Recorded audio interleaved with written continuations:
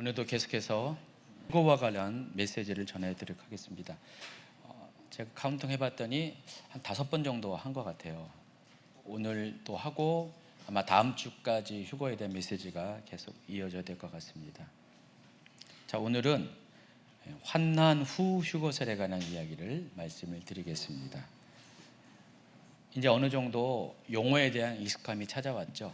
환난 후 휴거설을 가리켜서 역사주의적 전천년설이라고 부릅니다. 환난 후 휴거설에 대해서는 익숙한데 역사주의적 전천년설은 또 무슨 말일까 궁금해하는 분들이 계실 것 같습니다. 용어에 대한 것은 조금 이따가 설명을 해드리겠습니다. 제가 한두 번 잠깐 지나가듯이 말씀드린 것처럼 이 환난 후 휴거설은 원래 초대교회 때부터 우리 기독교회가 종말을 이야기할 때, 주님의 다시 오심에 대해서 이야기할 때 초대교회가 믿고 있었던 전통적인 신앙이 환난 후 휴거설입니다. 그래서 초대교회의 그 교부들이라고 부르죠. 교부란 게 뭐예요? 교회의 아버지라는 뜻입니다. 사도 시대가 있고요. 사도의 뒤를 이은 속사도 시대가 있었습니다. 이을 속자예요. 그러니까 사도로부터 양육을 받은 사도에 준하는 교회 리더들을 가리켜서 속사도라고 불렀습니다. 이 속사도들은요 1세기와 2세기 중반까지에 존재했었고요. 그 이후로는 어떤 사람들이 있었냐면은 바로 교부들입니다. 그러니까 사도와 속사도 그리고 교부로 이어지게 됩니다. 자, 이와 같은 교부 시대까지 합쳐서 초대교회라고 부릅니다. 그래서 이 초대교회가 한 4세기, 5세기까지 넓게 보면은 그렇게 이어지고요. 또 어떤 분들은 1세기의 교회만 한정돼서 초대교회라고도 부르기도 하는데 좀 넓게 보면은 4, 5세기 초반까지 그렇게 초대교회라고 부르는 관점도 있습니다. 어쨌든 이때는요, 기독교가 313년에 공인이 되기 전까지는요, 기독교회는 음지에 있었어요. 지하교회 형태로 있었기 때문에 이 음지에 있는 교회들을 섬기고 그들에게 리더십을 통해서 그들을 이끈 사람들은 다 교부들이었습니다. 그래서 대부분의 교부들은요, 뭐 사도, 속사도 교부들은요, 개인적으로는 굉장히 고난과 고초를 많이 당하고 또 순교하는 일도 상당히 많이 있었습니다. 그 말은 그들이 얼만큼 신앙에 대해서 정결하고 하나님께 헌신된 삶을 살았는지에 대해서 요즘과 같이 뭐 교권이 타락하고 목회자가 뭐 이상하게 빠지는 그런 일이 있을 수가 없어요. 물론 이단 쪽으로 나아가는 경향들은 덜어 있었는데, 그러나 도덕적으로나 또 하나님 앞에서의 태도 자체는 굉장히 이들은 정말 흠모할 만한 그런 분들이었다는 것입니다. 자, 그들이 가르친 종말론이 뭐라고요? 환난 후 휴거설이라는 것입니다. 여러분 잘 모르지만은 이레니우스라는 사람이 있고요. 뭐 터틀리안이라는 뭐 저스틴 모르시죠? 신학 공부하신 분들은 회사 공부할 때 이분들은 빠짐없이 공부하고 또 신학 발전에 관한 어떤 역사를 또 배우는데 여기에 반드시 언급되는 인물들입니다. 초대교회 교부들인데 이들은 한결같이 교회가 적그리스도에 의해서 환난을 당하며 예수님은 대환난의 끝에 재림해서 교회를 구해낼 것이라고 가르쳐 주었습니다. 초대교회는 환난 후 휴거설이 종말론의 지배적인 가르침이었습니다. 그런데 환난 후 휴거설의 특징 가운데 하나는 환난 전 휴거설과 마찬가지로 문자주의적 해석을 합니다. 환난 전 휴거설이 거의 100% 문자주의적 해석에 집중하는 것에 비해서 환난 후 휴거설은 기본적으로는 문자적인 해석은 하지만은 거기에 100% 매이지는 않아요. 어느 정도의 유연성은 가지고 있다는 것입니다. 그렇지만은 기본적으로는 문자적 해석을 하는 그런 해석 방법이 환난 후 휴거설 또는 역사주의적 전천년설이라고 부릅니다. 그래서 마태복음 24장 29절 31절을 먼저 한번 읽어주시기 바랍니다. 그날 환난후에 즉시 해가 어두워지며 달이 빛을 내지 아니하며 별들이 하늘에서 떨어지며 하늘의 권능 등이 흔들리리라. 그때 인자의 징조가 하늘에서 보이겠고 그때 땅의 모든 족속들이 통곡하며 그들이 인자가 구름을 타고 능력과 큰 영광으로 오는 것을 보리라.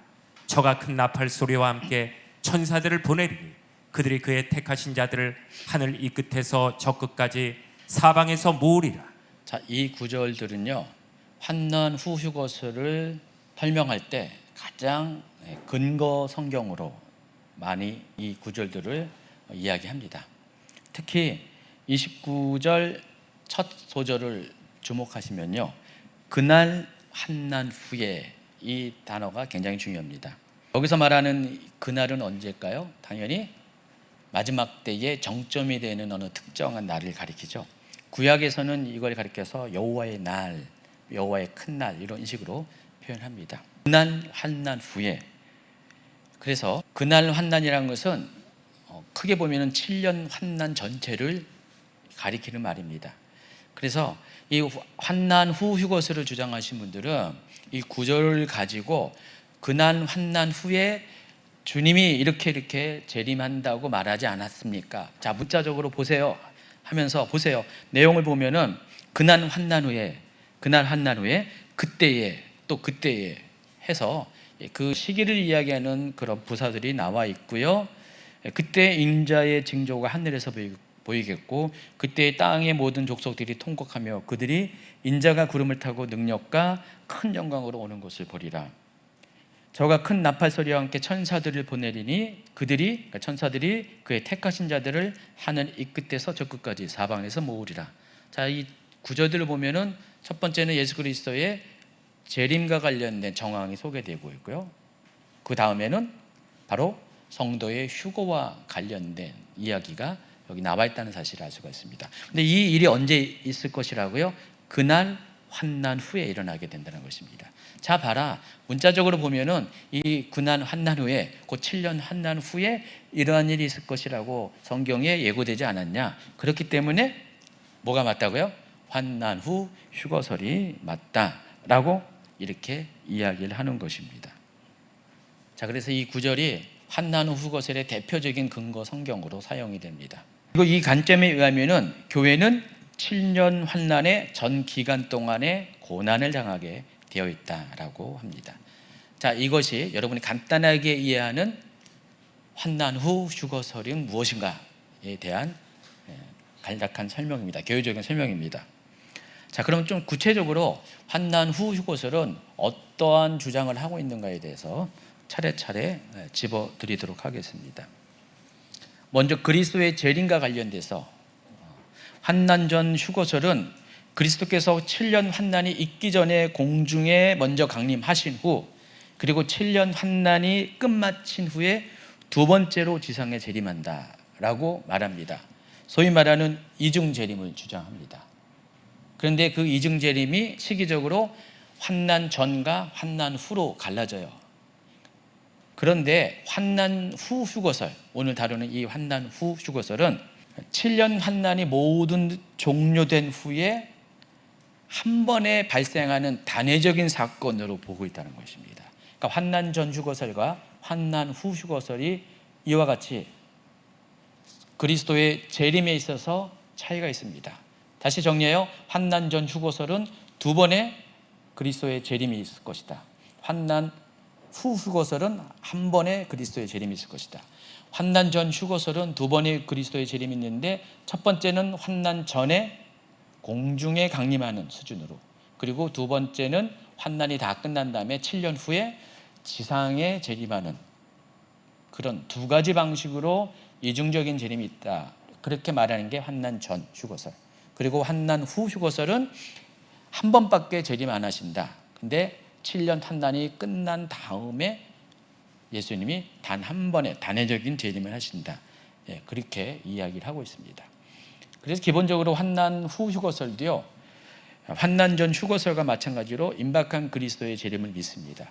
자, 그런데 제가 지난주에 얘기한 것처럼 이 전천년설에 속한 세 가지의 휴거설, 환난 전, 중간, 그리고 환난 후 휴거설은요, 다 그리스도의 재림이 임박하다고 믿어요. 전천년설 자체가 그러니까요. 그런데 약간의 긴장감의 차이가 있다고 말씀드렸죠. 그래서 가장 이것의 긴박성을 느끼는 게 환난 전 휴거설이고, 뒤로 갈수록 긴박성이 약간씩 차이가 납니다. 떨어져요. 근데 그럼에도 불구하고 전체적으로 이 세 가지 전천년설에 속한 세 가지 휴거설 모두는 임박하게 임하시는 그리스도의 재림에 대한 신앙을 갖고 있다는 것입니다. 그리고 환난 전 휴거설과 비교해서 환난 후 휴거설은 그리스도의 재림에 대해서 비밀 휴거를 말하지 않습니다.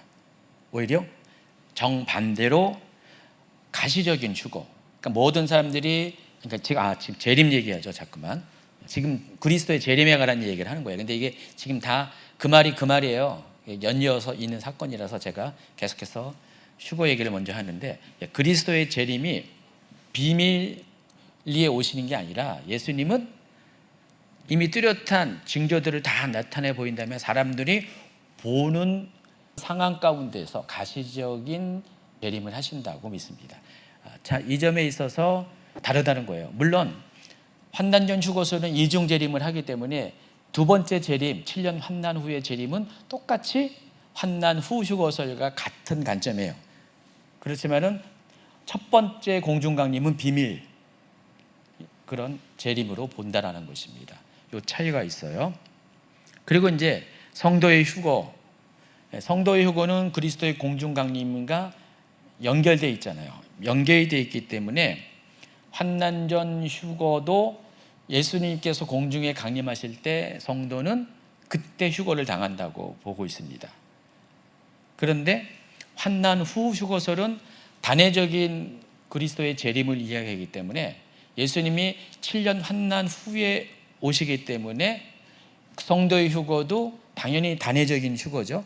단회적인 휴거인데 그 시기가 뒤로 7년 뒤로 가게 돼 있어요. 자, 그런데 환난 후 휴거설은 성도의 휴거에 있어서 약간의 문제점이 있어요. 제가 나중에 있다가 뒷부분에 이 환난 후 휴거설의 비판의 항목에서 제가 또 소개하겠지만은, 성도들이 환난 끝에 휴거를 당하게 되잖아요. 근데 예수님은 그때 오시잖아요. 단 한 번의 재림이 있잖아요.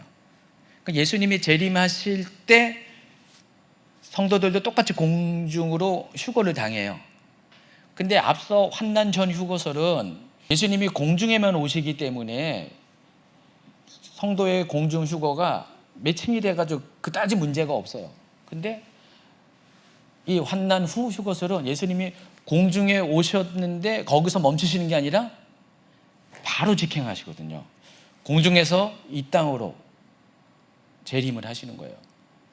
그러니까 시간차가 없이 그냥 예수님은 공중에서 바로 이 땅으로 오시는 거예요. 그래서 그걸 애써 시간을 나누면은 전반부 시간은 공중 강림이라고 말할 수 있고 뒤에는 재림이라고 말할 수 있지만 굳이 그렇게 구분할 이유가 없잖아요. 그냥 한 번에 공중에서 이제 이 땅으로 재림하시는 거잖아요. 자, 그런데 여기에서 성도의 휴거가 문제가 생기는 거예요. 성도가 환난 전 휴가서도 성도가 휴거된다고 얘기하는데, 그때 성도들은 공중에 휴거가 됐는데 예수님이 곧바로 내려오시잖아요. 그러니까 휴거는 됐는데 천국에 가보지도 못하고 성도 입장에서는 천국에 가보지도 못하고 예수님과 만나자마자 예수님과 함께 바로 내려오는 거예요. 이게 뭐냐는 거예요. 이게 실은 이게 환난 후 휴거설의 성도의 휴거 부분에 있어서 이게 굉장히 넌센스가 되죠. 그래서 환난 후 휴거설을 이야기하는 분들은 이거에 대해서 어떻게 설명하냐면은 마중 나갔다, 예수님을 마중 나갔다라고 이렇게 설명을 하게 될 수밖에 없다는 것입니다. 이거죠. 여러분, 집에 이제 손님이 있어요. 손님이 있는데 귀한 손님 같은 거 어떻게 해요? 문 밖에 나가가지고 마중하고 같이 들어오잖아요. 자, 이와 같다라는 거예요. 이런 식으로 설명을 해요. 그 근거 성경이 마태복음 25장에 나온다는 거예요. 24장은 마지막 때 일어나는 일의 징조에 대해서 기록한 거죠. 마지막 때 이런 일이 있을 것이다라는 그 사건들을, 징조가 되는 사건들을 소개한 거고, 25장은 세 가지 비유를 통해서 마지막 때에 어떤 사람이 구원을 받는가, 어떤 사람이 구원받지 못하는가, 자, 이 부분에 대해서 비교를 하고 있습니다. 그래서 첫 번째 비유에 보면은 열처녀의 비유가 나오죠. 그 중에서 5처녀는 슬기로운 5처녀, 또 다른 5처녀는 미련한 5처녀. 그 슬기로운 5처녀는 예수님을 맞을 준비가 됐기 때문에 혼인잔치에 들어가는 사람들, 다시 말해서 천국에 가는 사람들. 또 미련한 처녀들은 준비를 제대로 못해가지고 들어가지 못하고 일을 가는 사람들, 어두운 데서 일을 가는 사람들, 그와 같이 분리가 됩니다.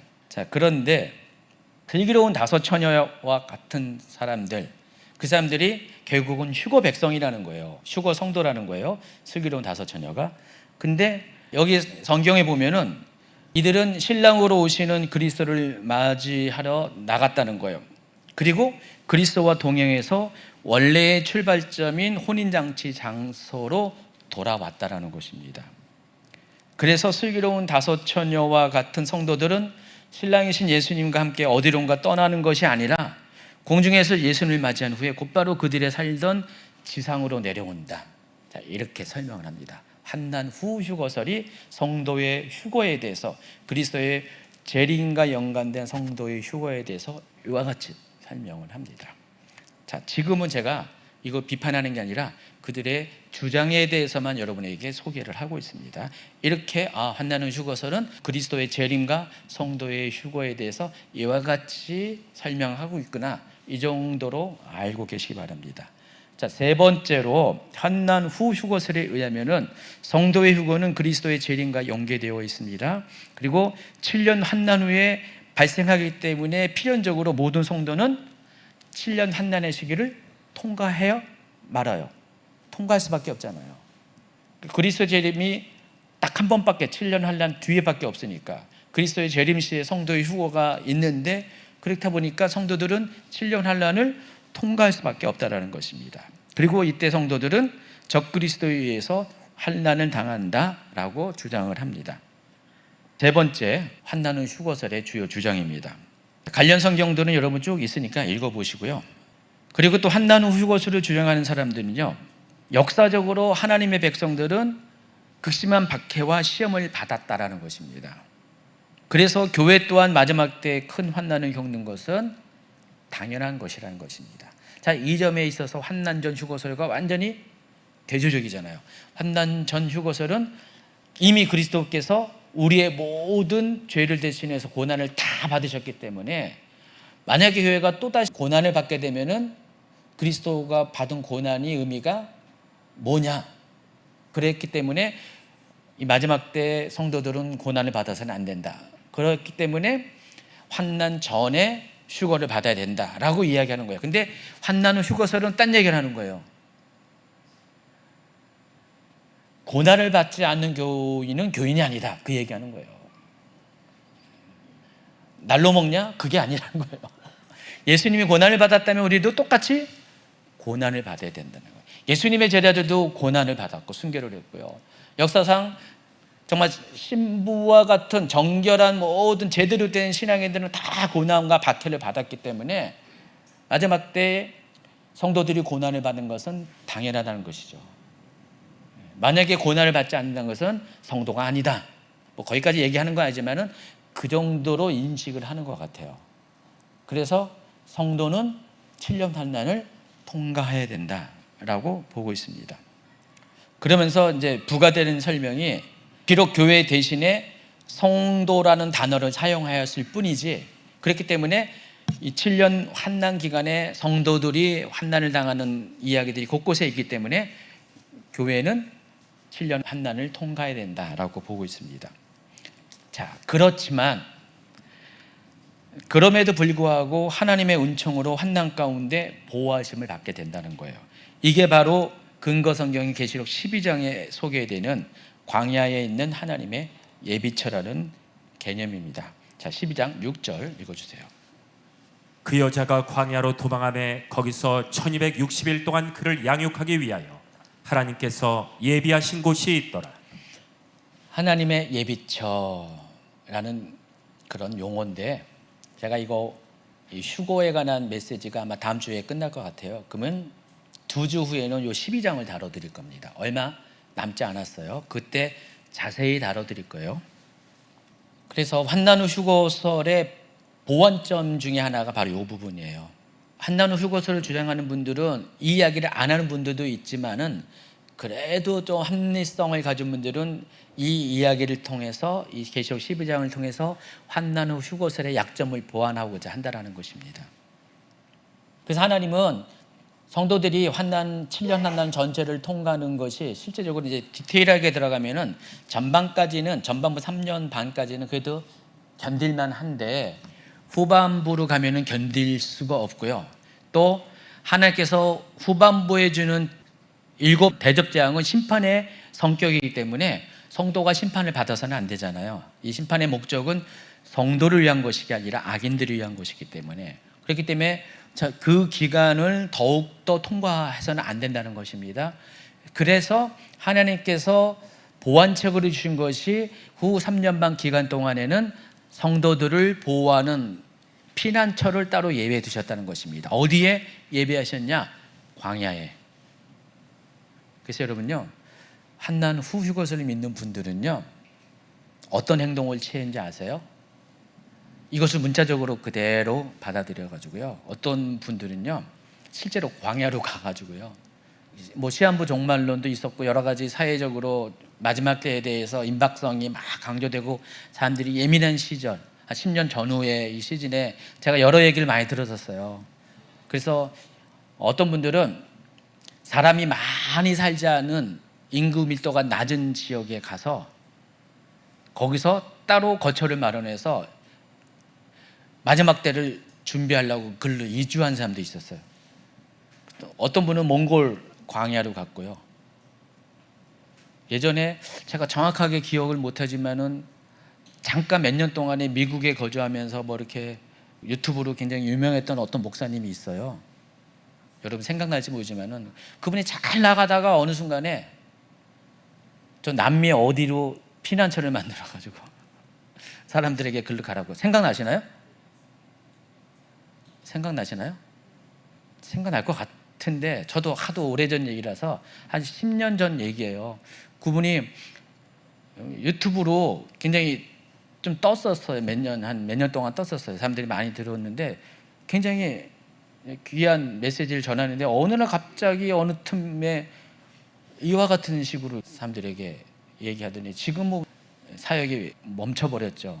실제로 그분이 저 남미 어딘가에 피난처를 만들어 가지고 본인도 가고 사람들도 가라고 막 그랬었어요. 여러분 그 이제는 이단으로 규정된 신옥주 그 집단 같은 경우도요, 알고 보면은 이와 같은 개념이죠. 저기 남태평양 피지로 그렇게 갔죠.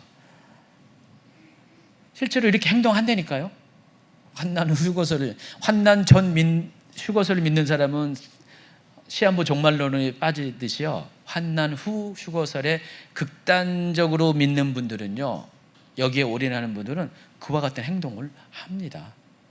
여러분은 과연 여러분이 이 환난 휴거설을 이렇게 믿는다면은 어디로 갈 것 같아요? 여러분은요, 과연 어디로 가야 되나요?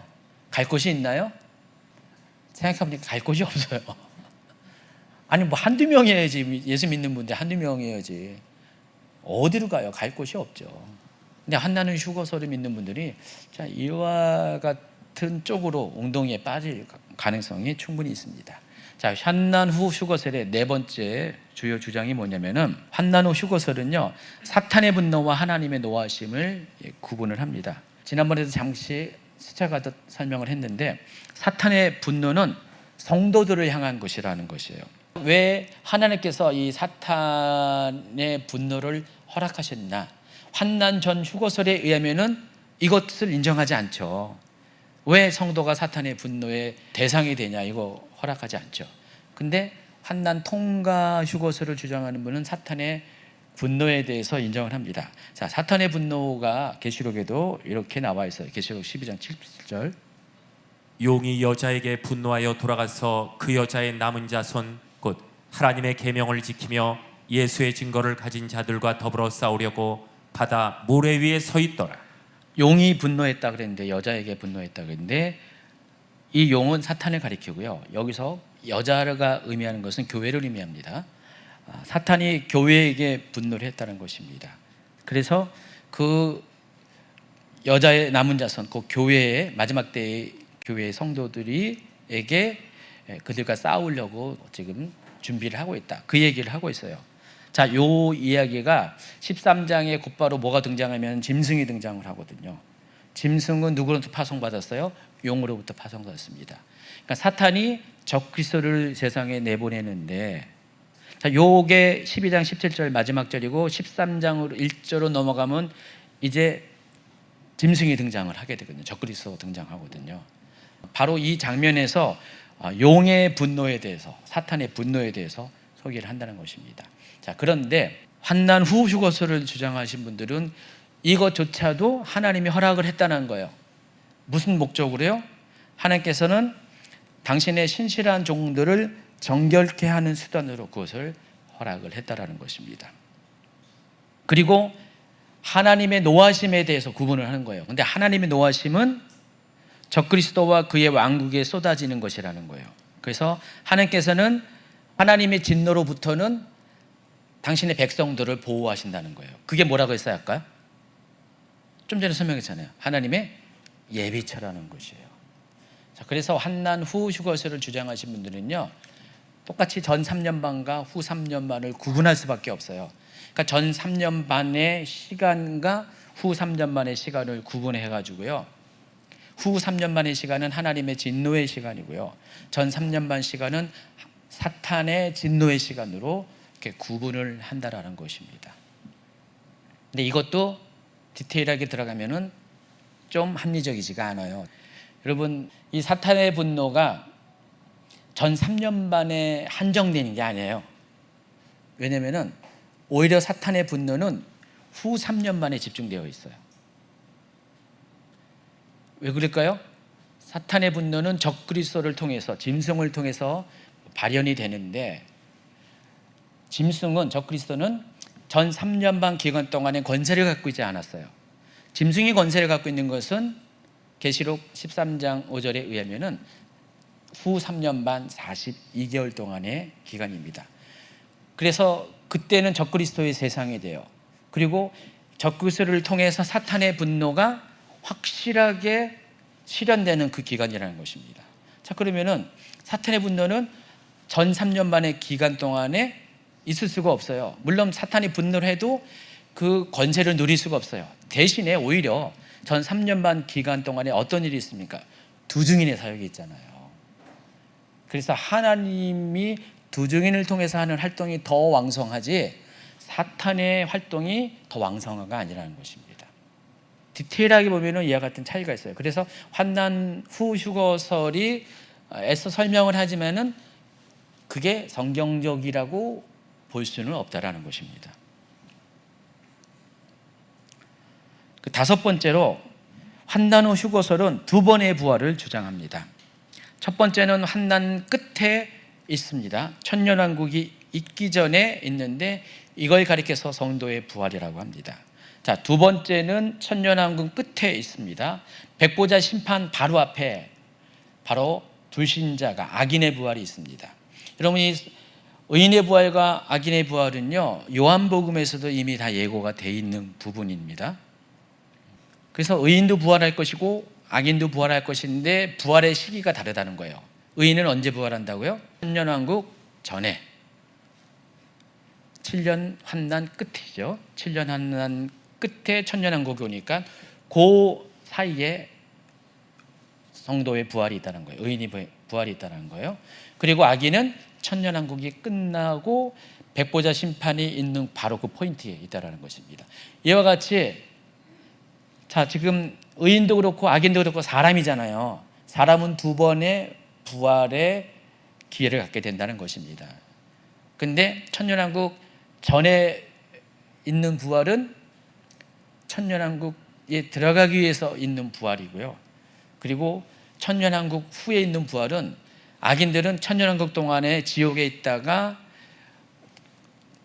천년왕국이 지난 다음에 백보자 심판이 있고 난 다음에 찾아오는 둘째 사망, 영원한 지옥으로 들어가기 위해서 부활을 한다는 거예요. 왜냐하면 부활하는 이유가 뭐예요? 육체가 살아나는 거잖아요.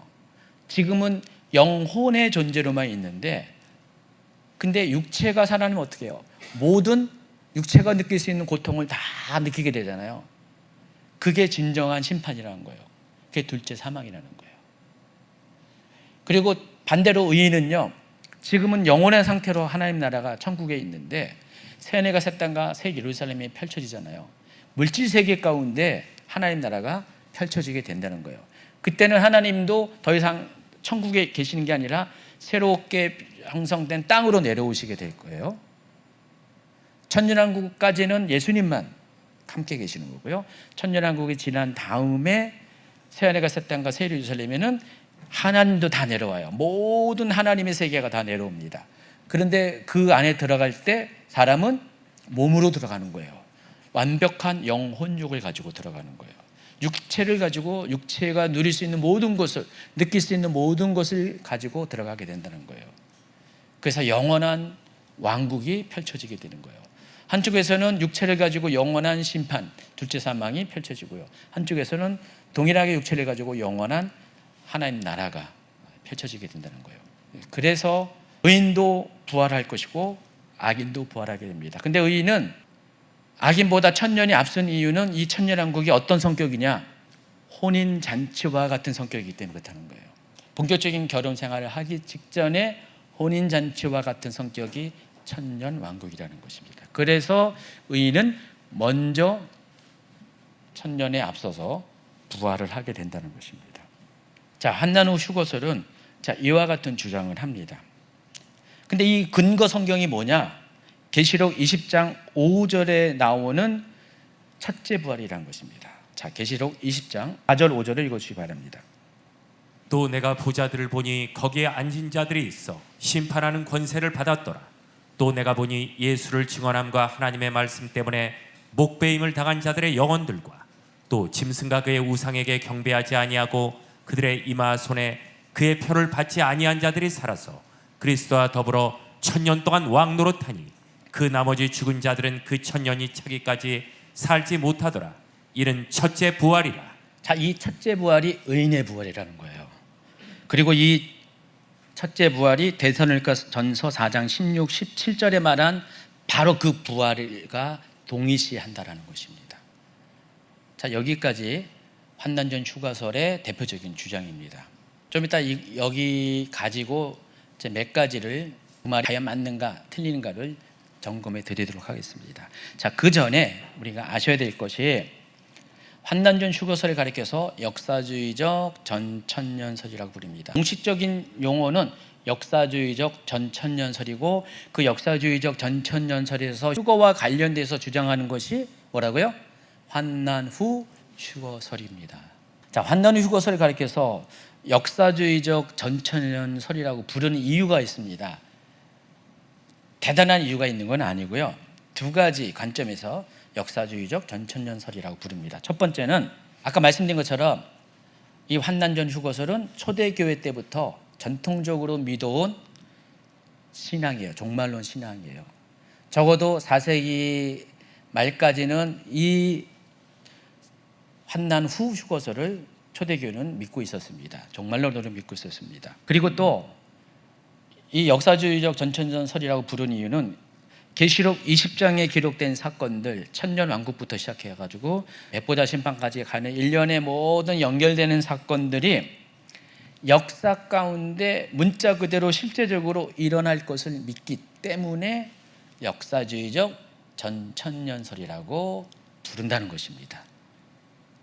별로 어렵지 않죠? 역사주의적 전천년설이라고 부르는 이유가 바로 이와 같은 일입니다. 여기 보니까 영어로 역사주의적이라는 게 historical이라고 했습니다. 역사적으로 그대로 진행이 된다. 원래 환난 후 휴거설은 역사적인 전통으로 따져보면 초대교회 때부터 믿었던 종말론 신앙이기 때문에 그렇다. 그런 의미에서 역사주의적 전천년설이라고 부릅니다. 그래서 역사주의적 전천년설에 의하면 계시록 20장에 기록한 그대로 모든 사건들이 일어나게 됩니다. 계시록 20장 1절 2절 보면은요, 예수님의 재림이 있은 후에 사탄이 결박당합니다. 그리고 어떤 일이 벌어집니까? 무적행에 갇히게 되죠. 적그리스도와 거짓 선지자 그리고 그를 따르는 모든 적그리스도의 왕국에 속한 사람들은 이미 최종적인 심판, 둘째 사망으로 들어가요. 불모 심판으로. 그들에 대한 심판은 다 끝나버렸어요. 단회적으로 끝났는데 이 사탄에 대해서는 아직 심판이 보류가 되어 있어요. 그 이유가 뒤에 나오는 곡과 마곡의 전쟁에서 한 번 더 사탄이 쓰임을 받아야 되기 때문에 사탄은 남겨두는 거예요. 그래서 사탄은 임시적인 심판을 받게 되는데 그게 뭐라고요? 무적행이라고 했어요. 제가 그래서 지난번에 무적행과 둘째 사망을 소개하면서 무적행과 불모 심판을 소개하면서 뭐라 그랬어요? 무적행은 마치 뭐와 같다 그랬어요? 아직 완전한 판결이 끝나기 전에 임시로 가는 감옥, 그게 뭐라고 했어요? 구치소. 사탄은 구치소에 가 있는 거예요. 그리고 짐승과 거짓 선지자와 그를 따른 자들은 아예 교도소로 간 거예요. 판결이 다 끝나버렸기 때문에 교도소로 가 있어요. 그래서 이 사탄은 그 구치소에서 무려 1000년의 세월 동안 거기서 갇혀 있습니다. 천사가 그 무적행을 지키고 있습니다. 나오지 못하도록. 자, 드디어 이 세상에 처음으로 사탄이 없는 세상이 펼쳐지게 됩니다. 사탄이 없다는 것은 뭐예요? 악을 도모하는 미혹하는 세력이 없다라는 것입니다. 악한 일을 하도록 영향을 주는 존재가 없어요. 비로소 세상은 에덴 동산과 같은 시절로 돌아가는 거예요. 아직 죄를 범하기 이전에 순수시대, 세대주의적 관점에 의하면 7개의 세대 중에서 첫 번째인 이 순수시대로 이제 돌아가는 거예요. 에덴 동산으로 들어가요. 그러니까 천년왕국이 개념이 혼인잔치의 의미도 있고요. 바로 에덴 동산이 회복된다는 두 번째 의미가 있습니다. 그래서 처음으로 죄가 없는 세상에 살게 돼요. 이때는 왕이 누구예요? 예수님이세요. 그리고 예수님과 함께 왕노릇하는 이들도 있게 됩니다. 또 일반 백성도 있게 돼요. 자, 이 부분에 있어서 천년왕국설에 따라서 또 해석이 또 달라요. 나중에 이 부분은 계시록 20장에서 할 때 디테일하게 소개를 해드리겠습니다. 근데 이제 우리가 이제 대략적인 것을 이야기하면은 이렇게 무적행에 사탄이 갇히게 되고 그 사탄이 갇히는 이 기간 동안 땅에서는 천년왕국이 펼쳐지고요. 근데 이 천년왕국에 펼쳐질 때 왕노릇하는 사람들이 있는데 그리스도와 함께 더불어 왕노릇하는 사람들이 첫째 부활자라는 것입니다. 근데 첫째 부활에 참여하지 못한 사람은 1000년이 지난 후에 다시 살아나 마지막 심판을 받고 영원한 형벌을 받게 되는데 이것이 둘째 사망이라는 것입니다. 그런데 여기서 이제 문제가 생기는 게 아까 환난의 휴거설은 부활을 2번만 얘기했다고 했잖아요. 의인의 부활과 악인의 부활이에요. 천년왕국 전후로 나눠서 의인의 부활과 악인의 부활 딱 2가지 이야기하는데 20장 4절이 첫째 부활을 얘기하는 거예요. 근데 이것을 어떻게 해석하냐면은 시간 순서상의 첫 번째, 그래서 의인의 부활이다라고 하는 거예요. 그럼 여기도 문제가 생겨요. 왕 노릇한다 그랬는데 예수님과 함께 이때 부활한 사람들이 모든 성도라면은 모든 성도가 몇 억이 될지 모르잖아요. 10억이 될지도 모르잖아요. 유사 이래로 창조 이래로 살았던 모든 인류, 또 현존하는 인류 중에서 정말 천국에 갈 수 있는 자격을 갖춘 사람들, 그 사람들이 몇 명이 될지 모르잖아요. 최소한 몇 억은 될 거 아니에요. 그 사람들이 다 왕이에요, 왕. 그 백성들은 누구냐? 라는 문제가 생겨요. 여기서 또 어떻게 설명할지도 몰라요. 이게 환난의 휴거설을 얘기하면은. 여러분 생각에 백성들 누군 것 같아요? 누구예요? 백성들이 과연 누구예요? 어디서 뭐 빌려왔어요? 백성들을? 누구 것 같아요? 그러니까 이 백성들은 그때 남은 7 대저 심판 가운데 죽지 않고 남은 이 지상에 있는 사람들이라는 거예요. 아니 그들은 악인들이잖아요. 악인들인데 그래서 당연히 혼인잔치에 들어갈 수가 없잖아요. 그리고 왜 남아요? 다 심판이 있어서 다 죽는데. 그러면은 만약에 남는다고 치고 해서요. 심판이 맹렬하게 진행돼가지고 혹 남으면 극소수가 남는다 할지라도 그럼 극소수의 사람들을 백성으로 삼고 왕은 수억 이상이 되면은 이거는 좀 맞지 않지 않습니까? 그렇지 않아요? 근데 그렇게 이야기한다는 것입니다. 이와 같이 역사적 전천년설을 주장하는 사람들은 이러한 계시록 24장의 내용이 주님의 재림 후에 문자 그대로 역사적으로 이 세상에 일어날 것이라고 합니다. 이 점에서 세대주의 전천년설과 구분하기 위해서 역사주의적 전천년설로 분류가 됩니다. 자, 이와 같은 게 역사주의적 전천년설, 환난 후 휴거설입니다. 자, 그런데 이게 언제까지 유효했냐면은 4세기경까지 초대교회에 넓게 보는 초대교회의 성도들이 믿는 종말론 신앙이었습니다. 4세기까지. 근데 4세기 후반에 어떤 일이 벌어졌냐면은 실제로는 2세기 말 3세기부터 이런 주장들이 있었어요. 여러분이 소위 알고 있는 영적인 해석을 하는 그런 사람들이 생겨났습니다. 전천년설은 성경을 문자적으로 해석하잖아요. 근데 이때부터 성경을 문자적으로 해석하는 게 아니라 상징으로 영적인 것으로 푸는 사람들이 생겨났어요. 소위 말하는 알레고리식 성경 해석. 자, 이와 같은 해석들이 막 등장했는데 여러분도 잘 모를 거예요. 아까 뭐 이레네우스 얘기했지만은 혹시 오리겐이라는 말을 들어봤습니까? 오리게네스라는 사람 들어봤습니까? 여러분 검색하면 다 나와요. 근데 이 오리게네라는 사람이 2세기 말과 3세기 초반에 살던 교부예요. 교부. 아까 말한 그 교부입니다. 그 이레네우스 이런 사람들과 거의 같은 시기에 살던 사람인데 이 오리겐이 최초로 이 부분에 대해서 주장을 했습니다. 영해를 시도를 했어요. 근데 그때는 뭐 그렇게 그런 영향력 안에서 그냥 그랬고 오히려 그냥 환난 후 휴거설을 주장하는 문자주의적 그런 해석 방법이 더 일반적이었는데 시간이 좀 더 지난 다음에 어거스틴이라는 사람이 등장을 했습니다. 여러분 어거스틴 알잖아요. 어거스틴의 참회로 해가지고요. 이 어거스틴이 굉장히 기독교에 영향을 끼친 사람이었습니다. 근데 이 사람이 이 영해를 아주 보편적이고 일반적이고 주류 신학으로 바꾸어 버렸습니다. 영해 알레고리 해석하면은 떠오른 사람이 바로 어거스틴입니다. 영해가 뭔지 아시죠? 성경에 나오는 모든 사건들은 다 영적으로 이런 의미가 있다. 제가 설교를 해봤는데요. 이런 영적인 해석으로 성경을 풀면 여러분이 은혜를 많이 받더라고요.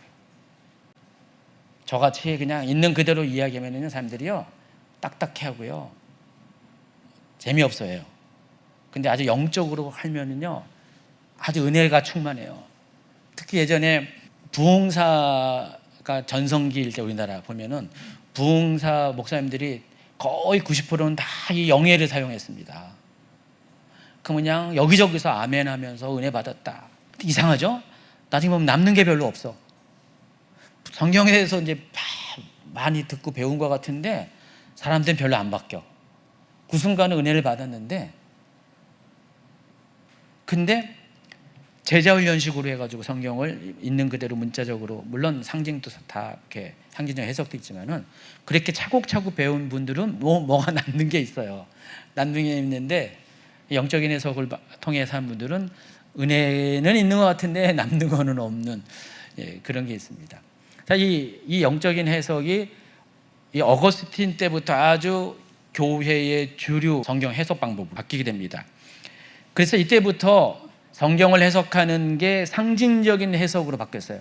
그러니까 많은 설교자들이 성경을 문자적으로 그냥 그대로 차근차근 설명하는 게 아니라 영적인 해석으로 상징적으로 자꾸만 푸는 거예요. 이렇게 하다 보니까 그 결과적으로 문자적인 천년왕국의 존재는 사라지게 됐다는 것입니다.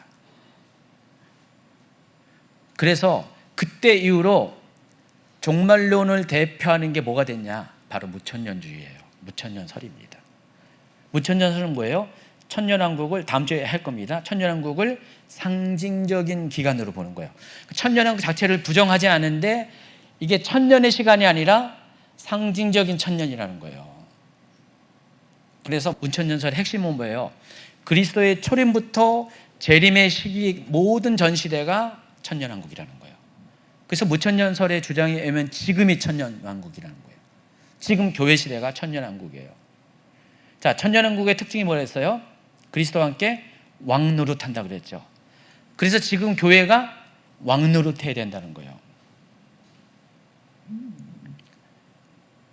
무천년설에 의하면은 지금 교회가 지금 세상을 지배해야 되는 거예요. 교회가 세상을 지배하는 이 시기가 이미 사단은 무저갱에 갇혀 있잖아요. 그러면 사단이 없어야 되잖아요. 근데 여러분, 사단이 지금 없습니까? 오히려 날이 갈수록 더 활개치고 다니잖아요, 사단이. 이게 참 어폐가 있잖아요. 근데도 무천년설에 의하면 상징으로 천년왕국을 풀기 때문에 지금 이 시대가 교회 시대고 교회가 세상을 통치해야 된다. 그래서 여러분, 신사도 운동하시는 분들 예전에 보니까 피터 머거너 목사님 살아계실 때 이런 분들은 이분은 완전히 무천년주의에 대해서 강력하게 그 기반을 가지고 종말론을 푸시더라고요. 그 결과 나온 게 뭔지 아세요? 신사도 운동 가운데 나온 것 중에 하나가 모든 신사도 운동하신 분들이 다 무천년주의 아니에요. 거기도 대대주의적 전천년주의, 역사주의적 전천년주의. 지금 좀 문제가 있는 이 아이합 같은 경우도요. 그 마이클 비클 목사님 강의 그런 내용을 보면은 역사주의적 전천년주의자예요. 그분은 환난 후 휴거설을 믿는 분이죠. 그리고 어떤 분들은 세대주의적 전천년설, 환난 전 휴거설을 믿는 분이 있어요. 개인차는 있지만 그러나 더 많은 분들이 무천년설을 믿어요. 그 결과로 나온 그 신사도 운동 개통에서 나온 개념이 뭐냐면 통치신학이에요. 통치신학. 들어보시지 않았습니까? 통치신학. 도미니언이라고 하죠. 통치신학. 교회가 세상을 통치해야 된다. 그래서 그 흐름 속에서 7대 영역에 대한 이야기가 거기서 나오는 거예요. 다 이게 종말론과 연관됩니다. 처음 들어봐요? 아, 제가 처음 얘기해서. 그렇죠. 그래서 이게 또 현대에도 이렇게 신사도 운동의 통치신학을 만들어내게 됐지만은 옛날에는 어떤 문제가 있냐면은 이 무천년설이 결국은 중세시대의 로마 카톨릭이 세상을 지배하는 근거가 돼버린 거예요. 왜냐면 왕노릇 한다니까 교회가. 중세시대의 로마 카톨릭이 이거를 근거로 해서 왕노릇 한 거예요, 실제로. 그래서 교황이 왕이 아니라 황제가 됐죠. 황제라는 단어가 거기서 나온 거죠. 그래서 황제가 돼. 바로 교회가 왕노릇 해야 되니까. 일반 다른 사람들은 그냥 왕 수준이고 교황은 황제가 되는 거예요. 그 왕들을 통치하는 더 높은 단계에. 세상을 지배하는 교회가 되어야 된다는 이 신학적 뒷받침을 통해서 로마 카톨릭에게 든든한 신학적 지원을 한 것이고, 그래서 로마 카톨릭과 하나님 나라가 동일시되어 버렸습니다. 그 결과 어떻게 해요? 완전히 왕권을 자기가 마음대로 막 지휘하잖아요. 예전에 교황들이요. 엉뚱한 이야기가 막 나오는 거예요. 뭐 이상한 연옥설 해가지고 뭐 별별 얘기가 다, 그러니까 교황이 말하면 다 법이 돼버린 거예요. 왕이 말하면 법인 것처럼 왕정국가에서 교황이 말하면 다 법이 돼버리는 아주 그냥 해괴한 이야기들, 논리들이 막 등장을 하고요. 심지어 면죄부 고리까지 등장하게 됩니다. 최정점에 있는 게 면죄부 고리죠. 죄는 하나님이 사해 주는데 교회가 죄를 사해 준다는 거예요. 돈을 내면은, 면죄부를 사면은. 그러니까 더 이상 이거는 못 참겠다. 들고 일어난 게 종교개혁이죠. 10월 30일 종교개혁이 내일이네요. 종교개혁이 그래서 생긴 겁니다. 그러니까 지금까지 모든 것에 로마 카톨릭의 그런 악한 행동을 하게 만든 게 알고 보면은 어거스틴이 주장한 알레고리식 성경 해석, 상징적인 해석에 의해서 결과적으로 종말론적으로 무천년주의가 생기면서 무천년주의 안에 왕노릇한다는 통치신학이 거기 자연적으로 형성이 되면서 하나님 나라와 교회가 하나가 되어서 교회는 세상을 지배해야 된다라는 생각이 고착되면서 이와 같은 일들이 생겨나게 된다는 것입니다. 자, 세대주의 전천전설과 역사주의적 전천전설을 좀 비교하겠습니다. 이 두 가지 주장 모두 7년 환란을 문자적으로 해석한다는 점에서는 공통점을 가지고 있다고 그랬죠. 그런데 문자적 해석의 의존도에 있어서 세대주의적 전천연설은 거의 100% 문자적 해석을 합니다. 그런데 역사주의적 전천연설은 유연성을 가지고 있다라고 합니다. 기본적으로 문자적 해석을 하지만은 어떤 면에서는 꼭 문자적 해석만 고집하지 않는 다소의 유연성을 가지고 있다고 합니다. 자, 이와 같은 비슷한 점이 있고요. 또 나머지 면에서는 현저한 차이점을 가지고 있습니다. 아까 말씀드린 것처럼 예수님의 재림과 관련돼서 7년 하나님을 기점으로 그 시기와 방법이 상이하게 다르다고 말씀드렸습니다. 그러니까 세대주의적 전천연설, 환난전 휴거설은 예수님이 환난 전에 공중 강림을 하고 환난 후에 지상 재림을 두 번에 걸쳐서 2회 이중 재림을 한다고 주장합니다. 이에 비해서 역사주의적 전천연설, 곧 환난 후 휴거설은 7년 환난이 지난 후에 예수님이 재림이 있는데 공중 강림과 지상 재림을 동시에 하고 이때 단 한 번의 재림만 한다고 그랬습니다. 성도의 휴거 또한 마찬가지라고 했어요. 성도의 휴거와 그리스도의 재림과 동일하게 같이 가기 때문에 세대주의 전천연설에 의하면은 7년 환난 전 예수님이 공중에 강림할 때 성도가 휴거될 것이라고 합니다. 그래서 환난 전 휴거시라고 부르고요. 이때 휴거된 성도는 공중에서 7년 동안 공중이 어딘지는 설명이 안 되지만 공중에서 예수님과 함께 혼인잔치를 보낸 다음에 7년이 지난 후에 예수님이 지상 재림, 두 번째 재림하실 때 예수님과 함께 내려온다고 주장을 합니다. 이에 비해서 역사주의 전천연설은 예수님께서 환난 후에 재림하시는 바로 그때 성도의 휴거가 있을 것이다. 그래서 환난 후 휴거설이라고 부른다는 것입니다. 아까 말씀드린 것처럼 성도가 그때 휴거를 당한다는 거예요. 근데 애매모호하게 예수님이 그냥 거의 다이렉트로 공중에 보이시고 바로 지상에 내려오시기 때문에 그러면 왜 성도가 굳이 휴거를 받아야 되냐라고 할 때 아까 말씀드렸죠? 마중 나가기 때문에 영접하기 위해서 나가는 것이다 라고 이야기한다는 것입니다.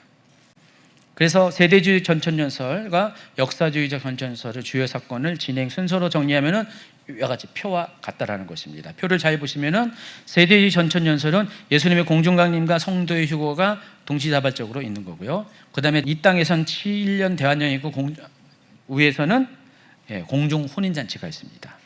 그리고 예수님이 지상 재림할 때 성도도 지상으로 같이 내려온다는 것입니다. 이에 비해서 역사주의 전천연설은 7년 환난이 있고 7년 환난 후에 모든 사건이 벌어집니다. 7년 환난이 끝나고 예수님의 공중강림과 성도의 휴거가 있고 동시에 바로 이어서 예수님의 지상 재림과 성도가 지상으로 내려오는, 그러니까 재림이라는 단어를 제가 안 쓴 거예요. 성도는 한 번 내려오니까 이런 일이 있게 된다는 것입니다. 그래서 742페이지는 환난 후거설이 어떻게 전개되는가 이 표를 한번 자세히 살펴보시면은 환난 후 휴거설에 의해서 어떤 일이 벌어지는가 정리가 되어 있습니다. 그러면은 환난 후 휴거설을 좀 합리적인 비판을 해보겠습니다. 이거 하면은 결론하고 마치게 됩니다. 얼마 안 남았습니다. 첫 번째, 그리스도의 재림의 시기와 관련돼서 설명을 해드리겠습니다. 아까 환난 후 휴거설을 지탱하는 가장 강력한 성경 근거가 마태복음 24장 29절부터 31절이라고 얘기했죠. 그날 환난 후, 자 봐라, 그날 환난 후에 30절에 그리스도의 재림이 있고 또 31절에 성도의 휴거가 있지 않냐. 그래서 7년 환난 후에 그리스도의 재림이 있고 성도의 휴거도 있을 것이다 라고 이야기를 한다는 것입니다. 자, 그런데 이 마태복음 24장 29절부터 32절까지 내용을 계시록 6장 13절부터 17절까지 쭉 내용을 여섯 번째 인이 떼어진 내용과 잘 살펴보면은 여러분 그냥 딱 봐도 같은 얘기 한다는 것을 어느 정도 알 수 있죠. 제가 이미 7 인의 재앙에 대해서 소개할 때 이 부분을 비교해서 설명을 해드렸잖아요. 마태복음 24장에 나와 있는 징조의 순서와 계시록 6장에 나와 있는 7인의 재앙 중에서 6번째 인까지의 순서가 똑같다고 그랬잖아요. 생각나시죠? 생각 안 난 분은 다시 과거의 강의를 듣거나 강의를 한번 더 보시기 바랍니다. 홈페이지에 강의는 다 올라가 있으니까 이렇게 보시기 바랍니다. 자, 보시면 알겠지만은 그날 한난 후에 즉시 해가 어두워지고 달이 빛을 내지 아니하며 별들이 하늘에서 떨어지며 하늘의 건등들이 흔들리리라. 그때 인자의 징조가 하늘에서 보이고 예수님이 이제 구름을 타고 공중에 강림한다는 것입니다. 그리고 성도의 휴거가 있을 것이라고 얘기합니다. 근데 잘 보시면은요, 계시록 6장 12절부터 쭉 읽어주시기 바랍니다. 내가 보니 여섯째 인을 떼실 때 큰 지진이 나며 해가 검은 털로 딴 창복같이 검어지고 달은 온통 피같이 되며 하늘의 별들이 무화과 나무가 대풍에 흔들려 설익은 열매가 떨어지는 것 같이 땅에 떨어지며 하늘의 두루마리가 말리는 것 같이 떠나가고 각 산과 섬이 제자리에서 옮겨지매 땅의 임금들과 왕족들과 장군들과 부자들과 강한 자들과 모든 종과 자유인이 굴과 산들의 바위 틈에 숨어 산들과 바위에게 말하되 우리 위에 떨어져 보좌에 앉으신 이의 얼굴에서와 그 어린 양의 진노에서 우리를 가리라. 그들의 진노의 큰 날이 이르렀으니 누가 능히 서리요하더라. 100% 똑같은 표현은 아니지만 이 정황을 살펴보면은 계시록에 나오는 세 종류의 7 재앙 중에서 이 마태복음 24장 29절에 나온 이 내용과 가장 유사한 게 6번째 인이 떼어지는 상황이에요. 그렇기 때문에 이거는 오히려 환난 중간 휴거설을 지지하는 성경 구절이 되어야 된다는 것입니다. 환난 후 휴거설을 지지하는 성경 구절이 아니라 중간 휴거설을 지지하는 성경 구절이 되어야 한다는 것입니다. 또 성도의 휴거의 목적에 대해서도요. 환난 후 휴거설은요. 환난 후 휴거설은 성도의 휴거의 목적을 공중에 임하시는 그리스도를 영접하기 위한 것이다라고 합니다. 그래서 성도의 휴거를 그리스도의 재림과 동시에 일어나는 하나의 사건으로 봅니다. 이때 성도들은 대환난 끝에 휴거되어서 공중에서 그리스도를 만난 후 곧바로 그리스도와 함께 지상으로 내려온다고 주장합니다. 근거 성경이 마태복음 25장에 나와 있는 열처녀 비유를 들어서 이야기한다고 그랬습니다. 근데 여러분 환난 후 휴거설이 어느 정도 문자적 해석을 중요시한다고 생각한다고 그랬죠. 근데 그와 같은 측면에서 보면은 문자적으로 이게 지지하는 게 결코 아니라는 것입니다. 여기 보시면은요. 그들이 살아간 사이에 25장 10절입니다. 신랑이 오므로 준비했던 자들은 함께 혼인잔치에 들어가고 문은 닫혔다 그랬습니다. 여기 어디에 본래 있던 그곳으로 다시 돌아갔다라고 말하는 구절이 어디 있습니까? 혼인잔치는 어떤 것이에요? 그러니까 이분들의 주장에 의하면 혼인잔치가 그냥 뭐 한난전 휴거설처럼 만약에 그런 개념으로 천년왕국이 아닐 수도 있잖아요. 근데 제가 그걸 확인 안 해봤어요. 천년왕국을 지지하는 건지는 여기까지 확인 안 해봤는데 그냥 혼인잔치라는 그 개념 하나만 봐더라도 이들이 본래 있던 곳이 혼인잔치 자리였고 혼인잔치로 다시 들어갔다라는 표현 자체가 없어요. 문자적으로. 오히려 환난전 휴거설 같은 경우는 성도의 휴거의 이유와 목적에 대해서 뭐라고 했냐면 여러 가지가 이유가 있는데 그 중에서 가장 그래도 납득할 만한 게 뭐예요? 성도가 휴거하는 이유가 뭐예요? 환난을 피하기 위한 것이잖아요. 근데 여기서는 성도가 휴거하는 이유가 환난 후 휴거설은 혼인잔치에 들어가기 위한 것이다. 근데 그것을 지지하는 어떤 문자적인 표현이 있는 것이 아니라는 것입니다. 차라리 이런 면에서는 환난전 휴거설이 더 납득이 된다라는 것입니다.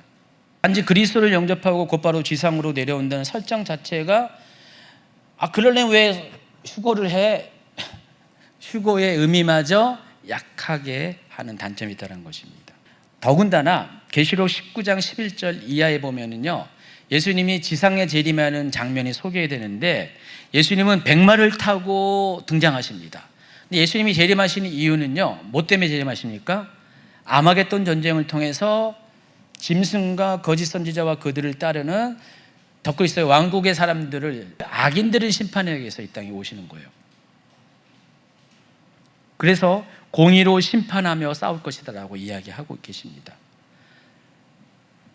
예수님의 공중강림은 구름과 함께 내려오시는데 하나님의 영광의 구름과 함께 내려오는데 그것은 전적으로 성도들을 데리러 가기 위해서 오시는 거지만은 예수님의 지상 재림은 성도를 데리러 오는 것이 아니라 오히려 성도와 함께 내려와서 이 세상을 심판하기 위한 목적입니다. 그래서 뒤에 따르는 예수님을 따르는 자들을 소개하는데 그들 또한 백마를 타고 있습니다. 흰옷을 입고 하늘의 군대들이라고 소개했는데 그래서 이 점에 있어서 뭐 나중에 19장에서 다루겠지만은 과연 이들이 하늘의 군대가 누굴까라는 것에 대한 질문을 합니다. 여러 가지 다양한 입장이 있는데 크게 2가지로 나누는 거예요. 전적으로 하늘에 있는 존재들, 뭐 천사나 천군을 말하는 것, 천군 천사를 말하는 그런 입장에 있는 사람이 있고요. 또 한 가지의 입장은 먼저 휴거된 성도들을 의미한다라고 보는 입장이 있습니다. 그리고 좀 디테일하게 말하면은 그 먼저 휴거된 성도 중에서 또 누구를 가리키냐? 계시록 14장에 나와 있는 14만 4천, 시온산에 예수님과 함께 서 있는 14만 4천, 정말 정결하고 흠이 없고 어딜 갔든지 예수님을 따르는 바로 그와 같은 사람들이, 모든 성도가 아니라 그와 같은 사람들이 여기 하늘의 군대일 것이다 라고 보는 입장이 있습니다. 저는 그 중에서 적어도 이 두 번, 세 번째 요 바운드리 내에서 천군 천사가 아니고 휴거된 성도들이라고 이제 보는 입장입니다. 그러면 이 휴거된 성도들이 다시 주님과 함께 하늘의 군대가 돼서 내려오게 된다.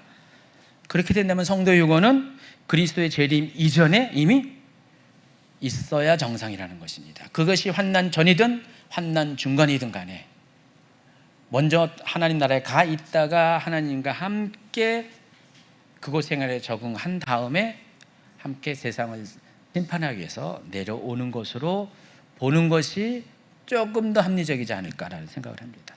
제가 말씀드린 것처럼 이 계시록 종말론은요 100%의 대답을 해줄 수는 없어요. 제가 말한 것 중에서도 여러분이 목사님 저건 아닌데 라고 마음속에서 의문이 되는 것도 있어요. 100% 제가 다 설명할 수 있는 건 아니에요. 그 정도로 100%를 이렇게 말할 수는 없어요. 그렇지만은 어떤 것이 더 성경적이냐, 어떤 것이 더 합리적이냐, 이 부분에 있어서 그것을 따져봐야 된다는 것입니다. 세 번째, 성도의 부활과 첫째 부활에 대해서, 환난 후 휴거설은 두 번의 부활이 있다고 그랬죠. 천년왕국 이전에 성도의 부활, 모든 의인의 부활, 그리고 천년왕국 이후에 불신자의 부활이 딱 두 개로 구분된다고 그랬습니다. 그래서 구체적인 성경적 근거가 계시록 20장 4절 5절이라고 했습니다.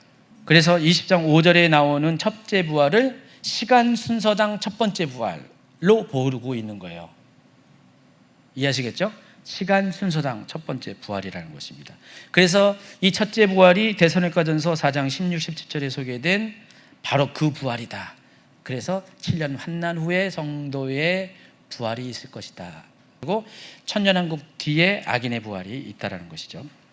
근데 위의 구절들을 주의 있게 살펴보면요, 20장 4절을 살펴보면요, 이 첫째 부활자들이 누굴까요? 잘 읽어보세요. 두 종류의 사람들이 소개하고 있습니다. 이것도 디테일하게 소개하면 어떤 분들은 한 사람을 통합적으로 보는, 한 무리들을 통합적으로 보는 입장도 있어요.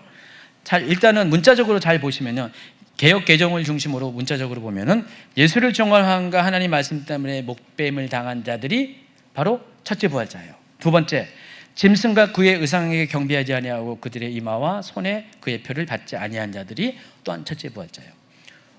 이 두 종류의 사람들이 첫째 부활자인데, 이 두 종류의 사람들은 공통점이 있어요. 뭘까요? 순교자들입니다. 모두가 한결같이 순교자들로 특정되어 있다는 것입니다. 그러니까 일반 성도들을 가리키는 게 아니에요. 첫째 부활자는 성도들 중에서 순교한 사람들입니다. 저는 개인적으로 두 시즌에 걸쳐서 순교한 사람을 봅니다.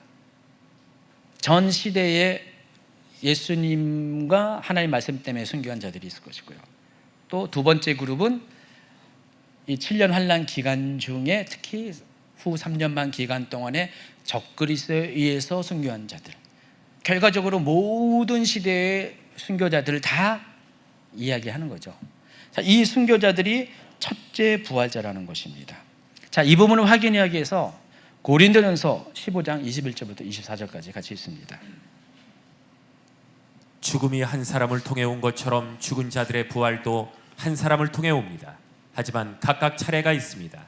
첫 열매이신 그리스도께서 먼저요, 그 다음에는 그리스도께서 재림하실 때 그리스도께 속한 사람들입니다. 그리고 나서 그리스도께서 모든 권력과 모든 권세와 능력을 멸하고 나라를 하나님 아버지께 돌려드릴 마지막 때가 올 것입니다. 그리스도께서는 모든 원수를 자기의 발 아래 두실 때까지 당연히 왕 노릇해야 합니다. 제가 그나마 여러분이 이해하기 쉽게 쉬운 성경으로 읽어드린 것입니다. 여기 이 구절에 나와 있는 부활의 순서를 정리하면 다음과 같습니다. 첫 번째, 예수님의 부활이 있습니다. 이 예수님의 부활은 그리스도의 초림 때. 두 번째, 그리스도에게 속한 사람들, 예수님을 따르는 자들, 성도들의 부활이 있습니다. 그리스도께서 재림하실 때. 그리고 누구라고 특정 짓지 않아서요. 그렇지만은 세 번째 부활자가 있습니다. 그리스도께서 왕노릇하실 때.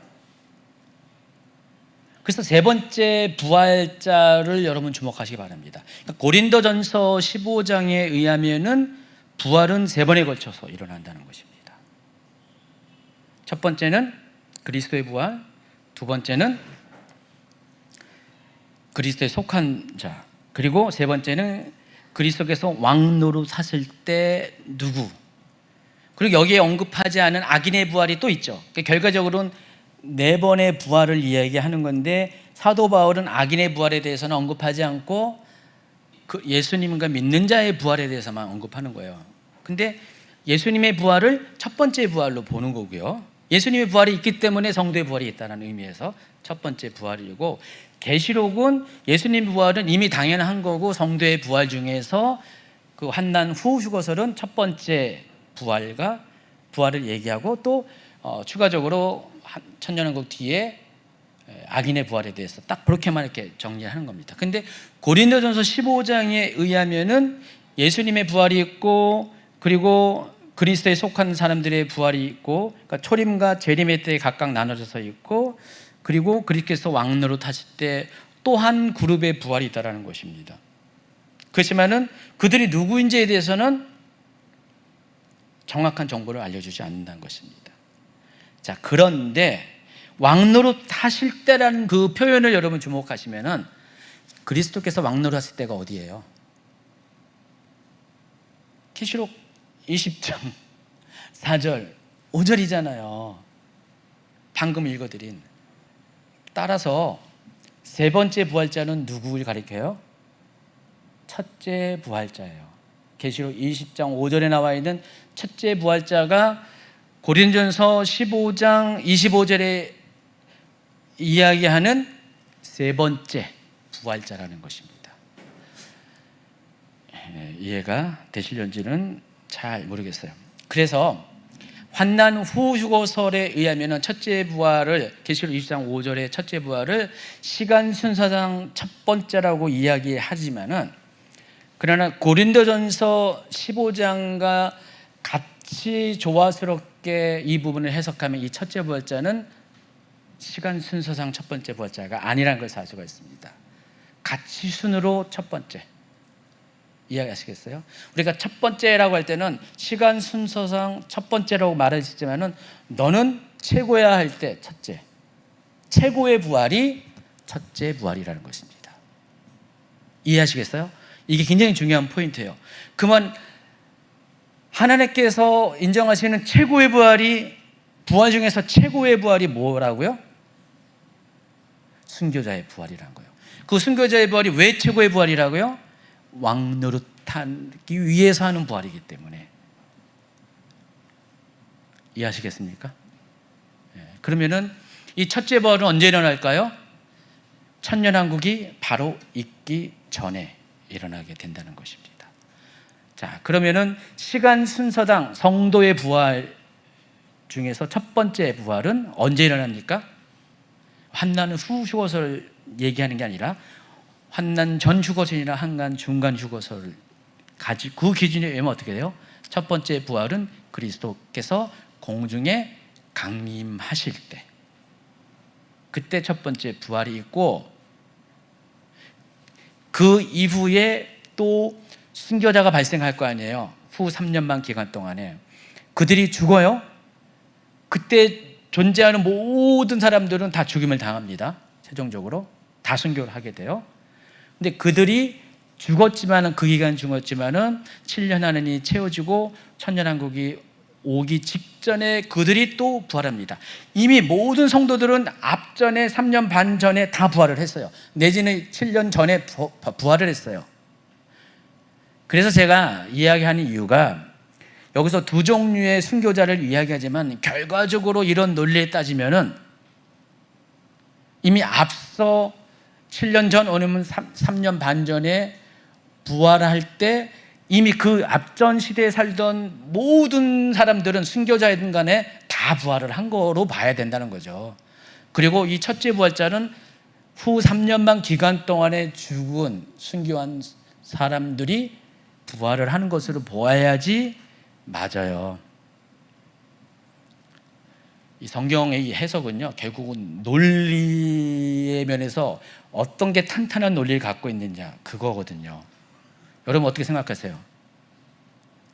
제 말을 먼저 이해하십니까? 이해하시죠? 아직 올해가 좀 남아가지고 좀 시간이 필요해요? 그리고 동의가 되십니까?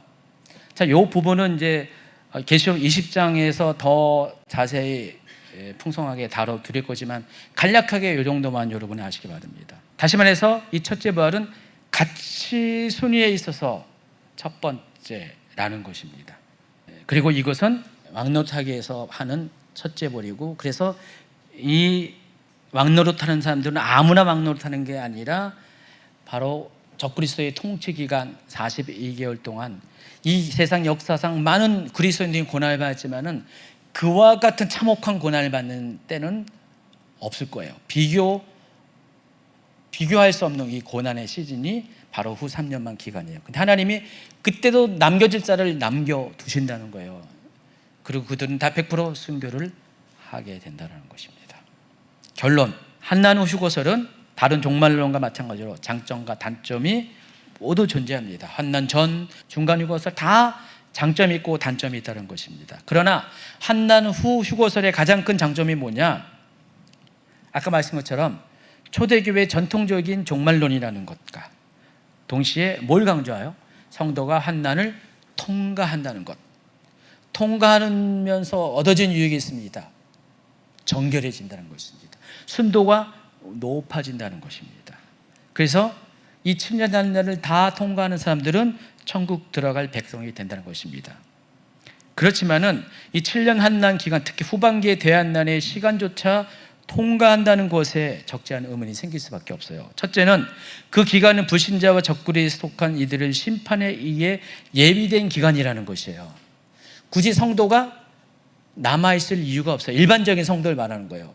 하나님이 특별한 목적을 위해서 남겨둔 성도가 있어요. 그래서 제가 그것을 가능성을 7대 교회 이야기하면서 서머너 교회와 같은 교회가 소수의 남겨진 자들이 있고, 그들이 하는 역할은 뭐냐? 그럼에도 불구하고 불신자들을 계속 복음을 전할 수 있도록. 그러니까 하나님은 환난 전에 다 휴거를 당해가지고 7년 동안 그냥 유대인도 그렇고, 환난 전 휴거에서는 유대인들은 환난 전에 휴거를 안 당하잖아요. 7년 환난을 통과하잖아요. 아니 그런 이유가 있다면 그 유대인들을 전도하기 위해서라도 이방인 성도 중에서 누군가는 남아 있어야 되잖아요. 근데 저는 그게 유대인과 이방인을 구분하지 않고 예수 믿는, 그가 유대인인지 이방인 한 것 없이 예수 믿는 자 중에서 제대로 믿지 않았다가 남겨진 자들이 있잖아요. 또 어쩌면 하나님이 제대로 믿었어도, 이건 조심스러운 견해예요.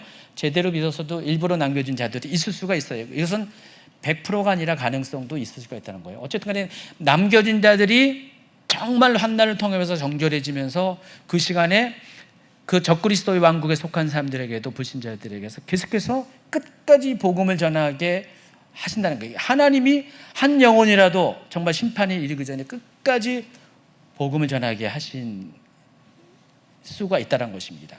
노아의 홍수가 있기 전에, 홍수가 있기 직전까지, 소돔과 고모라에서 심판이 있기 직전까지 끝까지 하나님이 계속해서 복음을 전하게 한 것처럼, 심판의 복음을 전하게 한 것처럼 이 마지막 때도 이 42개월 동안 하나님이 그냥 문 닫고 계신 게 아니에요. 잠잠고 계신 게 아니라 하나님은 끝까지 그 시간도 복음을 전하게 하신다. 그렇다면 그 역할을 하는 사람이 있을 것이고, 그들은 반드시 순교당할 것이고, 자, 그들은 결국은 부활할 것인데, 이미 성도의 부활 이후에 또 두 번째 부활이 있을 것인데, 그 부활은 7년 환난이 끝나고 천년왕국이 도래하기 직전이고, 그래서 시간 순서상으로 따지면 고린도서 15장에서 말하는 예수님의 첫 번째 부활, 그리스도의 초림 때, 그리고 그리스도 재림할 때 두 번째 부활, 성도의 일반 성도의 부활, 그리고 여기는 세 번째 순서로 환난 이 다 끝난 다음에 천년왕국이 오기 전에 부활, 그리고 천년왕국 뒤에 악인의 부활.